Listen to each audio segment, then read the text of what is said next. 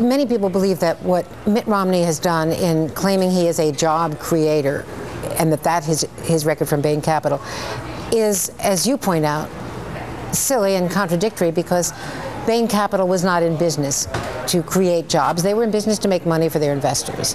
At the same time, was he that eager, so eager, to avoid being tagged as the former Massachusetts governor, that he doesn't want to talk about the Massachusetts record for probably a number of reasons, but also because that is not what he wants to be his calling card. He wants to be the businessman, the guy who can get things done, the guy who can fix it, not the, that liberal Massachusetts record, which is the sort of stereotype. Well, that liberal Massachusetts record, and of course there's the point that Massachusetts was 47th in job creation when he was governor, that the Democrats love to jam him with. So I think you're right. He seems to much prefer to be thought of as a business guy, and I would have no problem with that. I think business is a useful experience.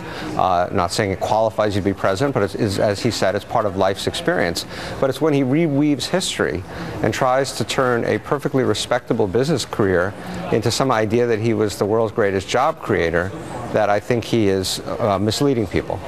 The Republicans, including the other day when I was interviewing Eric Fernstrom, claimed that Mitt Romney has created more net jobs in his role as a governor and as a Bain Capital executive than President Obama has for the entire nation. And it just seems like that's really false accounting, because he's counting every job that Bain Capital ever allegedly created before or after he even left the company, and every job that was lost in the national economy during that first month or two when President Obama took it over, when it was still recording the results of absolutely the results of the Bush record.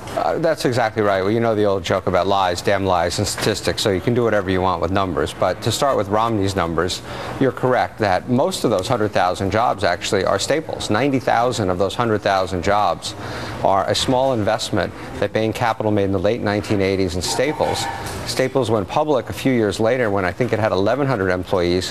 When Mitt Romney left, it had 40,000 employees, but he's taking credit for all 90,000.